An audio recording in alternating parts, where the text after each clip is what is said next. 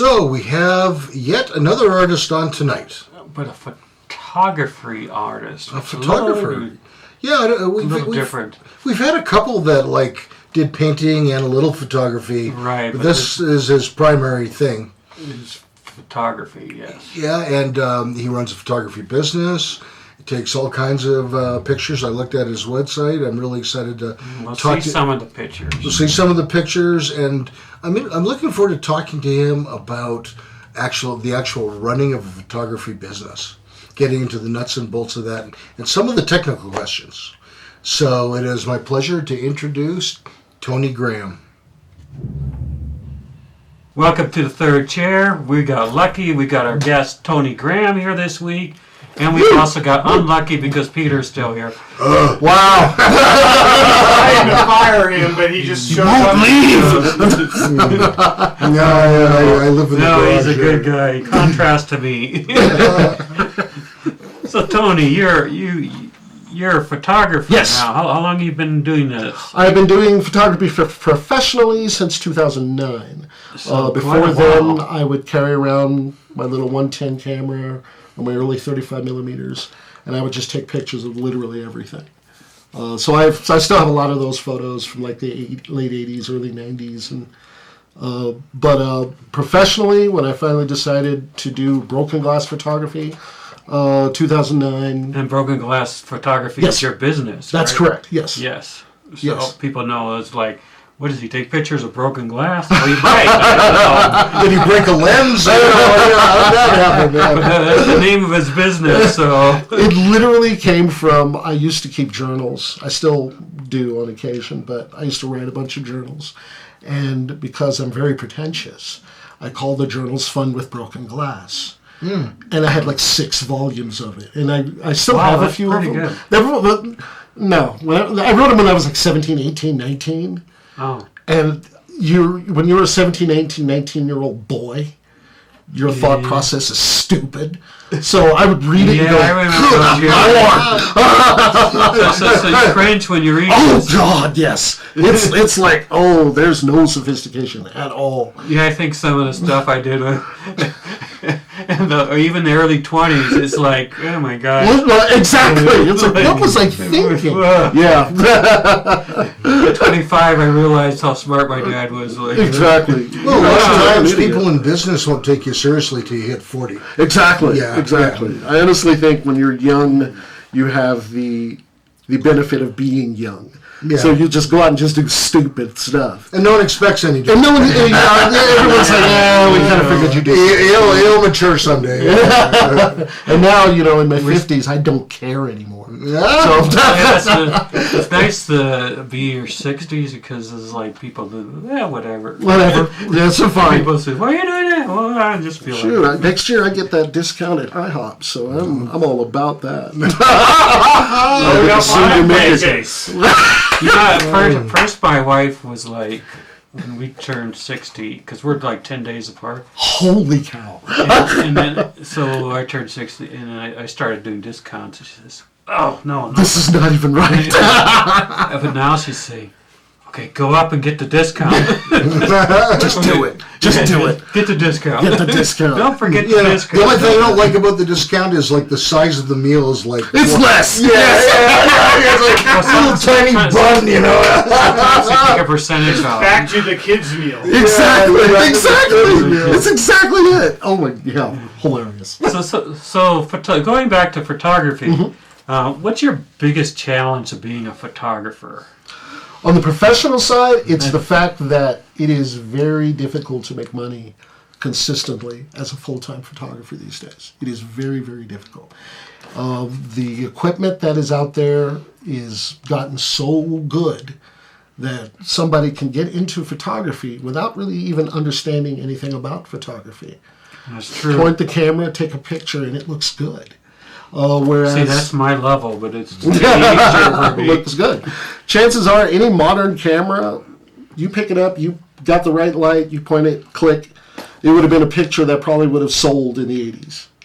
Or sold in the 90s. It is going to be that level of... But sometimes you decent. look at it and you say, "Oh, that's a really good picture." And someone says, "Yeah, we had a professional do that." It's like, oh, so you can still tell. You can still tell. You can But still tell. You're right, it's more difficult. It is much, much more. Much I mean, the more quality of the picture can be as good, but when you look at it, you know how it's framed. You know subtle things about the light. You can tell whether it was a pro or not. Exactly. Yeah. Exactly. And it's, you know, I don't want to disparage anybody getting into this as a business because it is a lot of fun. You work for yourself. You do your own thing. But if you're thinking you're going to shoot one particular subject matter, and that's going to be the thing that will pay you and make you able to pay your bills, that's not true. I mean, I have to shoot weddings make the money, so I shoot weddings. You know, I prefer Oh, my daughter's getting married, and I looked at the cost because she has a spreadsheet. It's nuts, isn't it? I have to say this: you guys do good at weddings. I don't charge nearly that much, but I know what you're talking about. I know you can look at it and go, "Wow, that's a lot We of money." talked about doing weddings, but No way. we hit the point. Bridezillas. We didn't want to die. Have you run into them doing weddings? Because you.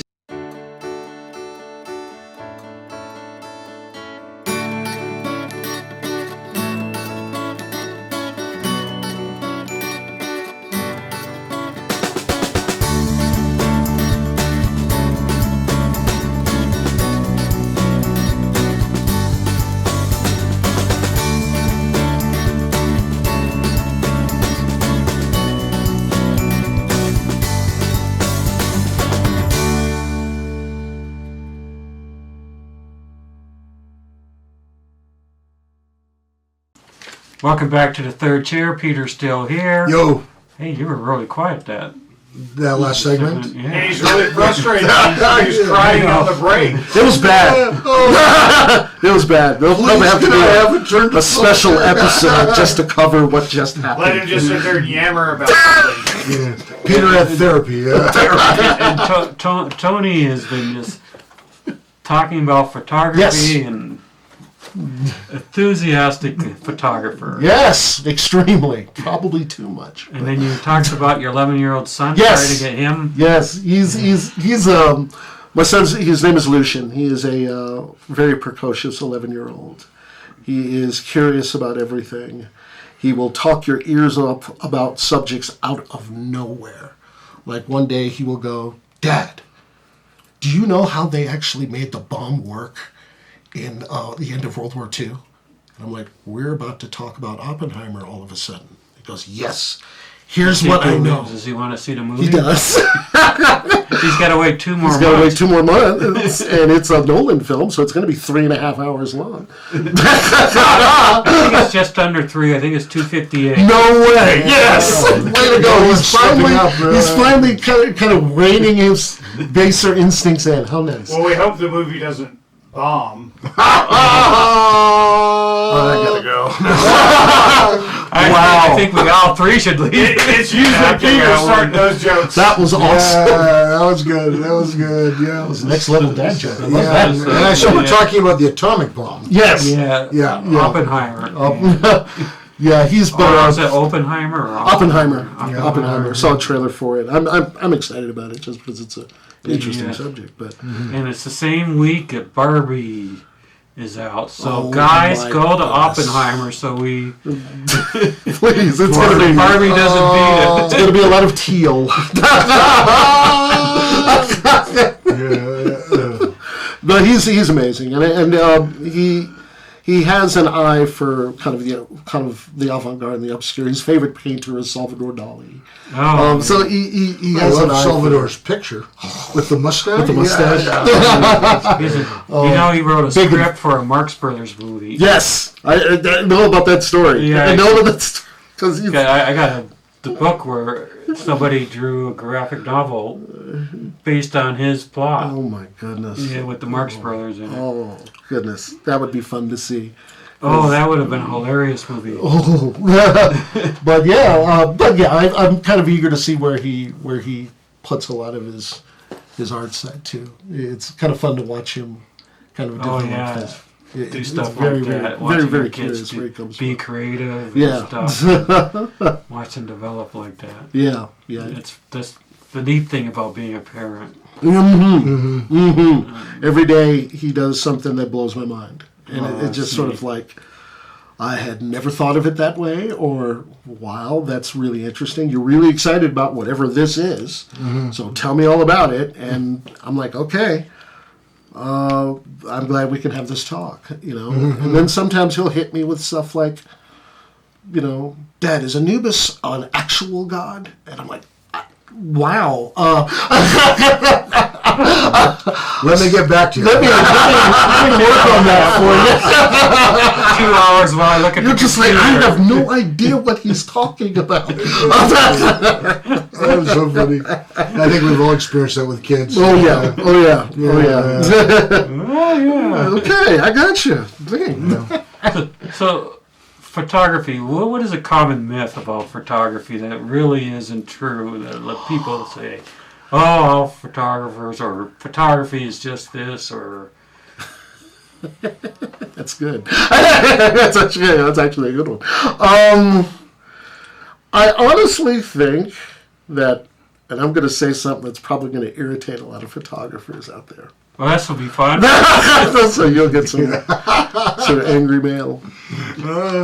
Doing nudes is a zero-sum game. You will not make money. You will not push your art form forward.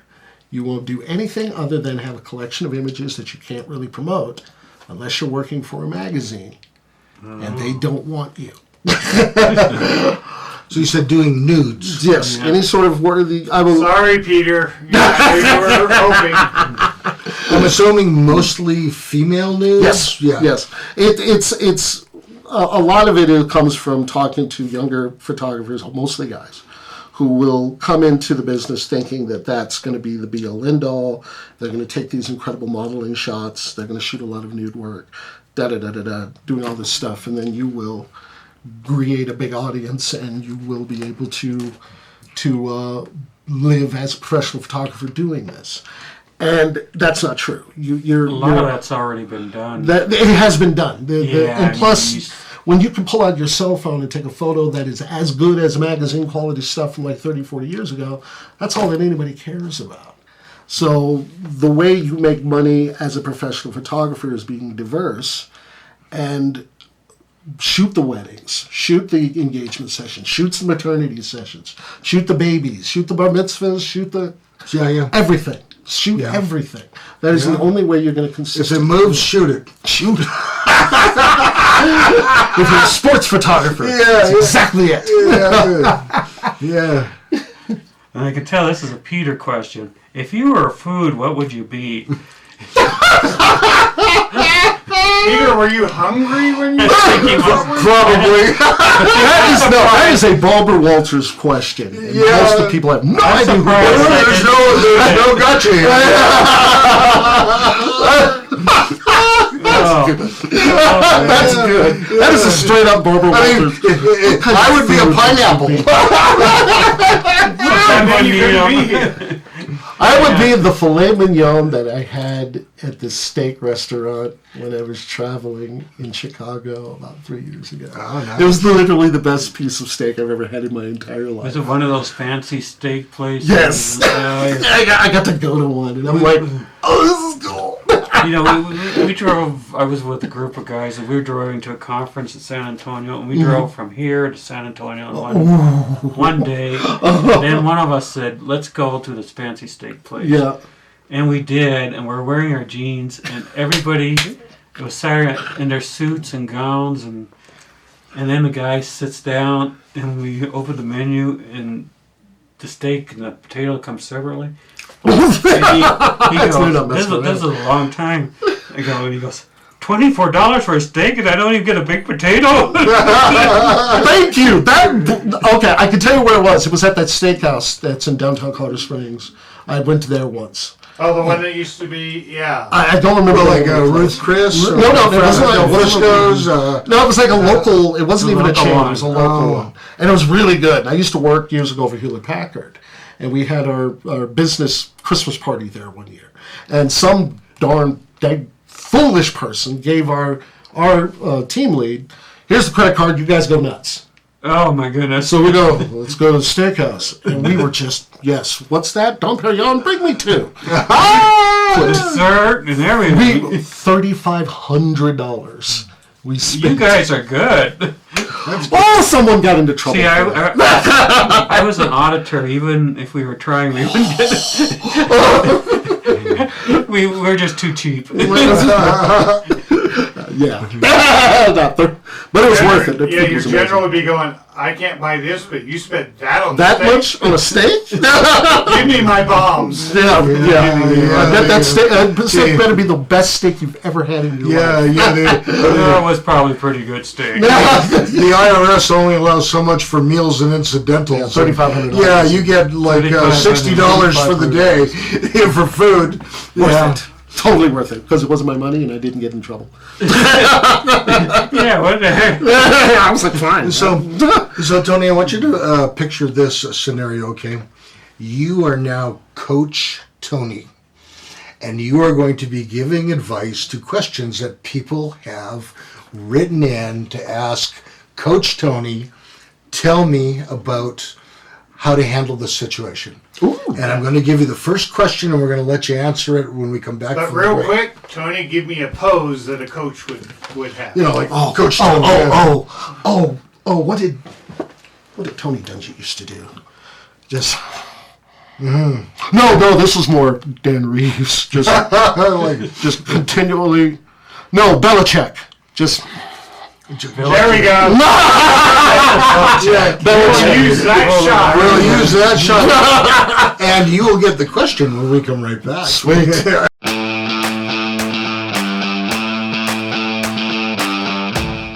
Real people, real stories, real life. We're looking for guests. We're looking for you here on the third chair. I'm Peter, that's Doug, and how many different ways can we have guests? Oh, at least 3. We could have them here in the studio in Colorado Springs. We've had guests all the way from LA on a Zoom, and we have gone on location, and we got our 3rd one already in the planning phase. Awesome. Send us an email and we'll get you on the show.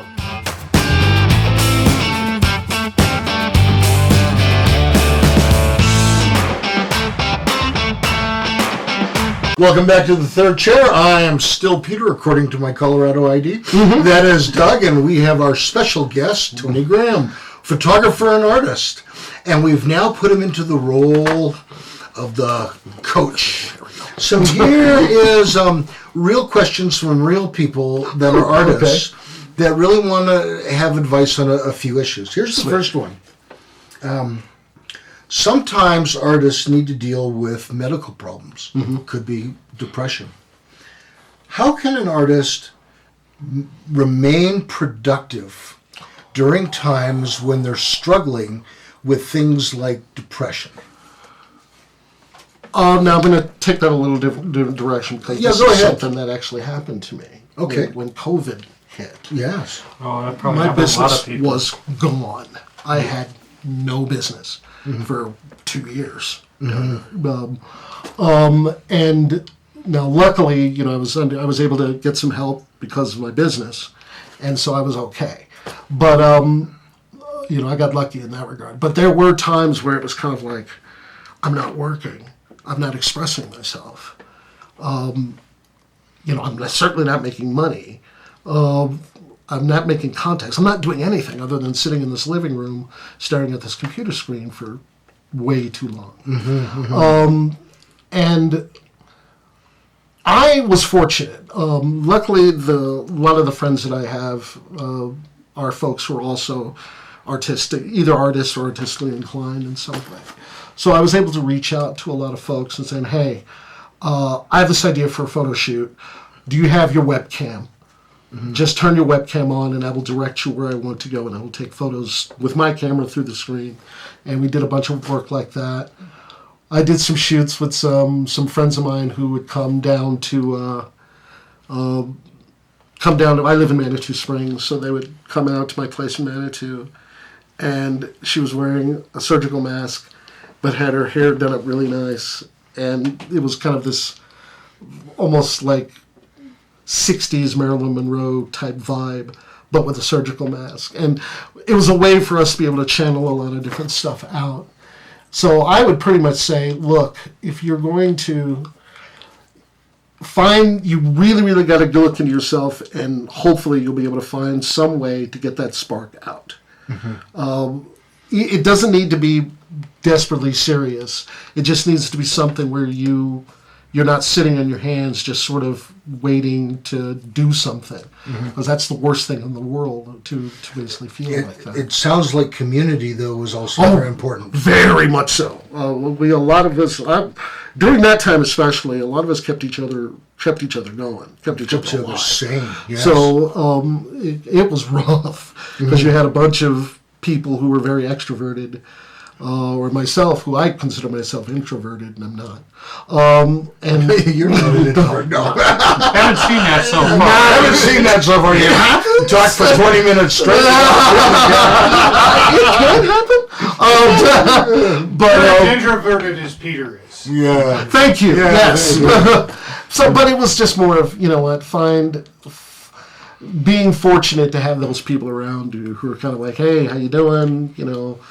We'll drive something over to you. How's Lucian? That sort of thing. So, yeah, hopefully you'll have friends you can reach out to. But by all means, keep working. Just work. Speaking of Lucian, I mean, he was like 8 or 9. Yes. So I mean, that must have been hard on him and hard on you. because it's hard He on him. stayed in his boxer shorts for weeks at a time, having cereal and DoorDash. He was as happy as an 8-year-old boy could possibly be.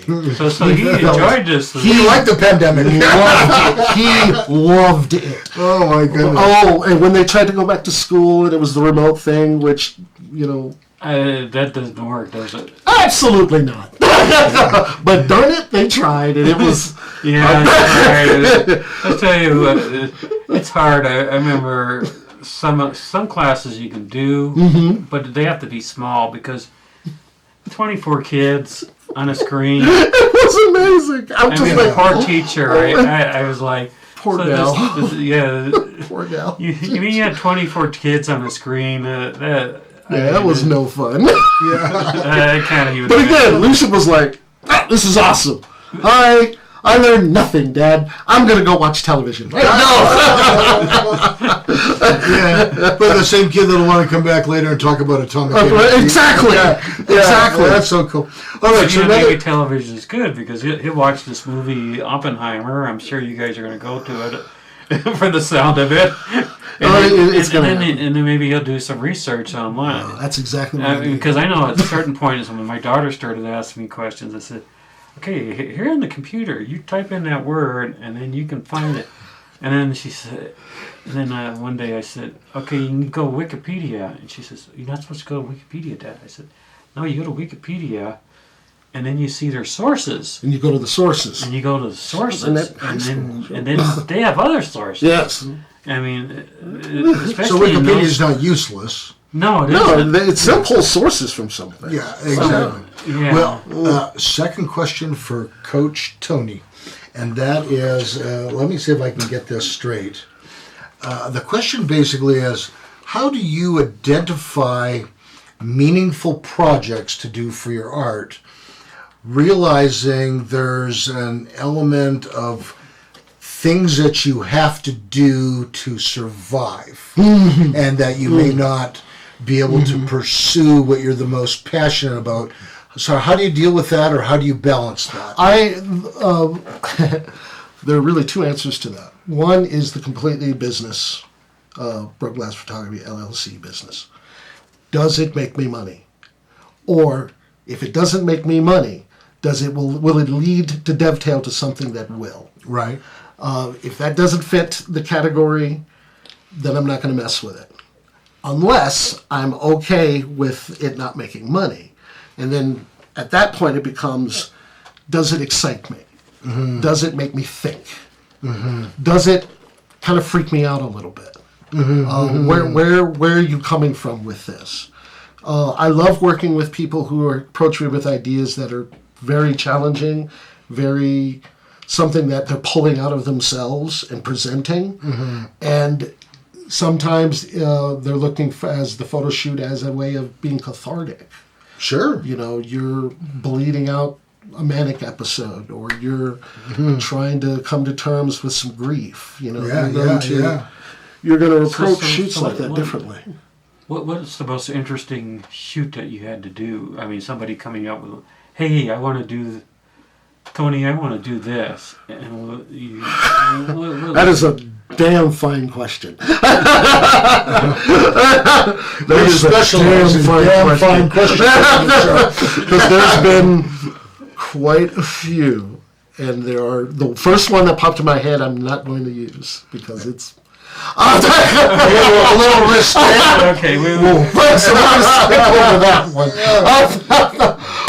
I did a shoot recently with, and Christina, I'm going to bust on you.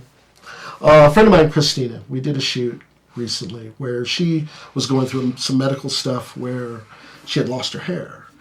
So she was kind of coming to terms with that, and she wanted to do a shoot that was kind of catharsis to that. And so we're both big horror movie fans. She's actually an author, writes great horror novels. Follow her, go buy it. And we put a fake wig on her and had her daughter play like she was the serial killer. And we went to the woods, and I had her like walking down the trail being tracked by the mad killer. Mad killer grabs her, cuts her hair off. We put fake blood and like stuff on her head so it would peel as a scalp. And that was our shoot. Wow. And it was beautiful. It was, because we had so much fun doing it, but it was also very much this is something that represents what is going through in my life at this point. So Put that out there. Did it bring the mother and daughter a little closer together? Because I think doing something like that. No, this wasn't the first time they've done something like that. Okay, it was very clear working with good him. This is like Repeat offenders, yeah. they've done this before. Well, when we come back, what we're going to do, Tony, is we're going to show the audience some of your pictures. Oh, boy. And we're going to have you feel free to comment as you see fit on either whether they have special meaning to you or special techniques that you used or what you were thinking when you were setting a shot up. Sort of verbalize the mind of the photographer when we come right back.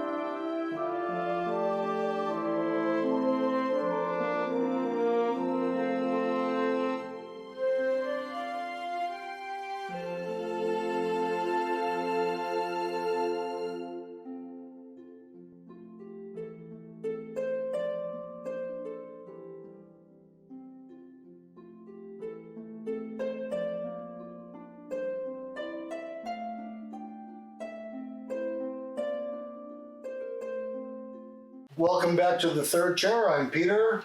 That is Doug, the ex-Army office auditor who used to chew out five-star generals, and we are here with Army? I did not guess Army. I worked for the Army 34 years. I wasn't in the Army. Oh, okay. Because you come off very Air Force. I'm an Army brat, so I was an Air Force brat when I was a kid. there it is. that's right. Army's on this side of the thing. I was Canadian Army. Yeah, And I make fun of him for that too. that's right. Yeah. We were wondering if that was a real army. It's time for tea. Yeah, that's right. It's very British. They had an empire once. Yeah, that's right. And there's nothing wrong with tea with those little cream cheese and cucumber sandwiches. Yeah, that's Now they have King Charles. King Charles. you know, it just doesn't do anything for me. They couldn't get a British singer to come out. Nobody cares. I would just like to remind our audience the views of the host do not necessarily represent the views of the manager. But really, Or the producer.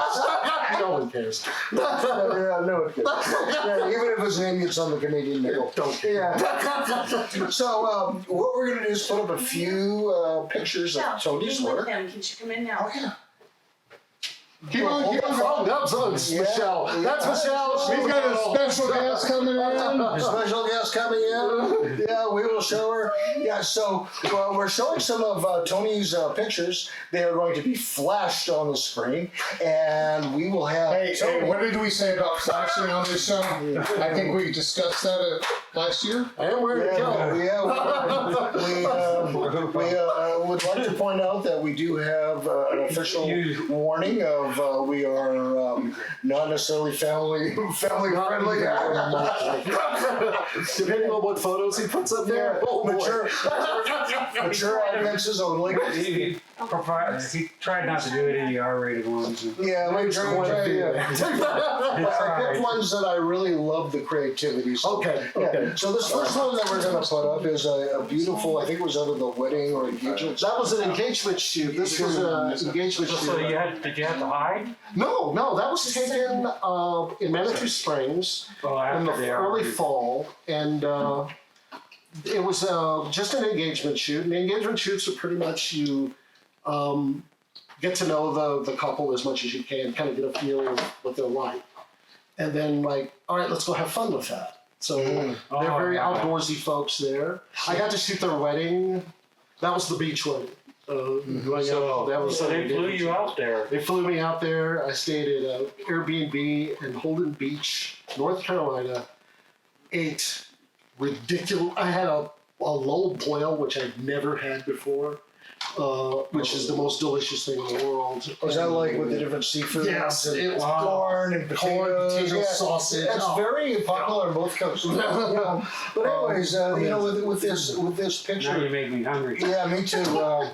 What caught my eye about it was a couple of things. First, just the amazing vivid colors. Yes. Yeah, and I looked at some of the other photos. That seems to be somewhat of a trademark. Which is funny because I didn't used to like to shoot color. I did not shoot color my first 2 years of my career. No, it's because it's so difficult to do. It really is hard to do. And correct me if I'm wrong, would this have been in a somewhat softer light? Yes, Because it has that little bit of that softness to the photo. this is going to be close to blue hour or golden, right before golden hour. The light's very, very low. Plus, it was an overcast day, and the best time to shoot portraits is an overcast day. And one thing we've been talking about in our pre-production meeting is how at least what caught my eye, the branches sort of look like a wedding arch. That's really why I chose this. Yeah, and you framed it intentionally to give that look and that view. And then I love the yellows and the blues. The yellows and the blues. I really just like fantastic. And it looks like they're sort of waltzing or something. Yeah, that is such a cool picture. Here's another one, and I this is also from your website, and I know some of these photos are available. I think this was from events or... That was from the Malibu Theater. They were doing a silks presentation where they were teaching all these different folks how to work silk acrobatics. Yeah, I know a gal that does that. And she actually did it in her living room. She's like 10 feet up in the air. Oh, boy. Yeah, actually a pretty muscular The athleticism. lady. The We athleticism. couldn't do it in our studio. Yeah, we couldn't do it in our studio, but hanging way up there without We could have Peter do that in here. That might be fun. This would be a good rig. This would be a good rigging studio, huh? Yeah, and I was really surprised with several of the shots from this series. Again, the colors, but also, you've caught people mid-air twirling around, because they spin when they do it, and that's gymnastic moves. When you're shooting stuff like this, that's kind of the thing. I learned that from sports photographers. You always try to shoot for the most exciting part of whatever is happening. So you don't shoot the beginning of a tackle. You don't necessarily shoot the end of the tackle. You shoot where the most maximum impact of the image could be. So if you have hair flying, you have the silks flying, and you're hitting a great pose. That's literally what you want to look for. Yeah, there are several good shots of me body checking people out of the way at the food buffet. So that's why you played hockey, so you learned. He's Canadian. He's required by law to do that. This is a third one. Same one. Same idea. Same idea. Yeah, but you caught multiple people. They were doing I think it was called a death drop or a drop, where they would climb up all the way to the top and then just let their bodies fall back. They're anchored at their ankles, so they fall back, twist. The silks are spinning. It is high drama when you're shooting silks, and these were like 15-year-old kids. Yeah, they were kids up there just go, and they would just scramble up 20 feet up into the air, and I'm like, you go. Yeah, Mom won't let you ride a dirt bike, but you can do this. Do that. Spin 20 feet in the air. And so I assume that you need to have a fairly fast shutter speed to make them look still. I and probably not shoot 1/250th of a second, but I also shoot a lens, a stabilized lens as well, so I don't have a lot of shake it. Yeah, Or try to get a clean shot with it. nice. And I have a low-level trimmer. I've had it much of my life, and so I have to kind of adjust for that a little bit. Now this is this one here, number 4, is from a wedding, or some man is just randomly kissing a bride. That happens at weddings. From time to time, it's part of It's the way. not a man; that's a woman. Is one of them a man? No, they're both women. Both women. Oh, I did. One That was one of them. Angelina, and I cannot remember her wife's name for the life of me. Okay. But that was Okay. shot at the Loft. At the Loft. Yes, cool little wedding venue in Old Colorado City. What struck me about that was the purple background. Yes. Just how that was just such an amazing. That was incredibly hard. It reminds me of eating a really sour candy and the lemon exploding in your mouth. To me, just the color purple pops up. just really pops. Yeah, I like that. So you do weddings, as you mentioned. Yes. I love doing them. That was a blast. The Loft is a cool spot, and so that was actually a lot of fun. Now this one. Cara! Yeah, Should get a kick out of this. I have the same picture. I think with when you've added the color on Yes. the door, and I was just going to say, this is a really cool black and white. Yes. And I think this is even a print for sale on your website. Yes, it is. Yeah. Please come to it. Yeah, this is number 5, and we're going to get to number 6 to show it, just because it's the same. I think it's the same photo, but in color, in color. Yeah. And what an amazing difference between the black and white and the color. Mm-hmm. I love how that red pops, and her gold hair. Mm-hmm. Yeah, or I don't know. Would you say that it's blonde or It's blonde and I think kind of strawberry blondish at the top. That's my friend Cara. She's somebody I've been working with off and on for a very, very long time, and that was sunsetting in Manitou Springs. Beautiful. I really love the colors and just the so different effects. Now, were one of them shot on film, or No. were they both digital? Both digital. Both digital. digital. That's really incredible.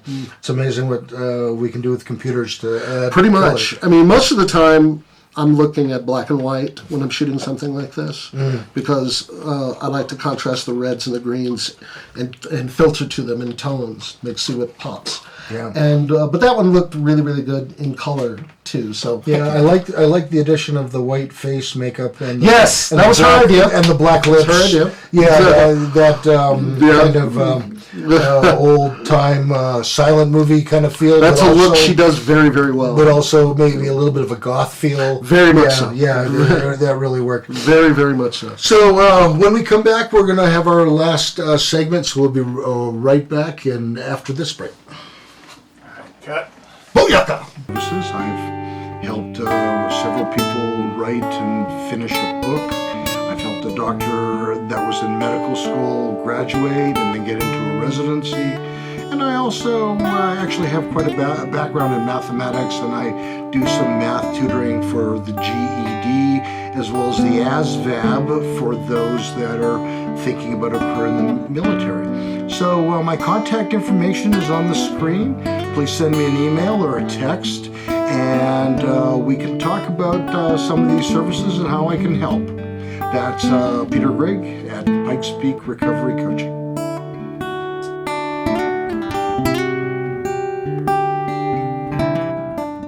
Welcome back to the third chair. I'm Peter. There's Doug and our special guest, Tony Graham, photographer and artist. And we just finished looking at a series of really cool photos, and we'll give you some information where you can check out his website. I know some of these are available in prints, and I thoroughly enjoyed looking through your website and pre-production. There's all kinds of wild stuff on there, folks, so please be careful. Okay, so I got one question, one final question for the segment, and that is, do you ever have sort of the equivalent of writer's block? You know, where writers struggle, oh, I just can't seem to get anything flowing on the paper. Do you have photographer's block? And if you do, you know, then maybe that would be the equivalent of coming up with cool ideas on how you want to shoot something. How do you deal with it? Sometimes, yes. So sometimes you'll get to a point, usually if it's, I have a lot of work stacked on top of itself. And I'm so much concerned on making sure the client gets squared away that I kind of forget, you know, the reason that I got into this art form is that I had something I really wanted to get out. And photography was a great way to do it. And so there are times where you're just sort of, but sort of burned out over not being able to express yourself. But again, going back to community, luckily I have some friends of mine who, when I do feel that way, usually I can channel it into something else. And then I can call a model that I think will fit that. And then I can shoot it. And sometimes it's circumstance. I mean, COVID was a big one for me personally. Game changer for somebody. It really, it forced me to kind of change how I approach things. So having people around you who can help, you can at least say, hey, let's just go, let me grab my camera, let's go downtown and let me just take a picture of you. Sometimes it'll be something as simple as that. Because it's getting into the mechanics of what you're doing. You're selecting the right lens, you're selecting the right shutter speed, frame rate, aperture. You're seeing what your light looks like. You're seeing what can the model do, what's their skill set. You put all of that together to try to get something unique. And if you can do that, then it's just the mechanics of doing it is all that you really need to start your engine back up. Yeah, that's a really good point. So, so question. I mean, I know you're a busy guy. Are you looking for more business and projects and opportunities? Oh, good Lord, yes. So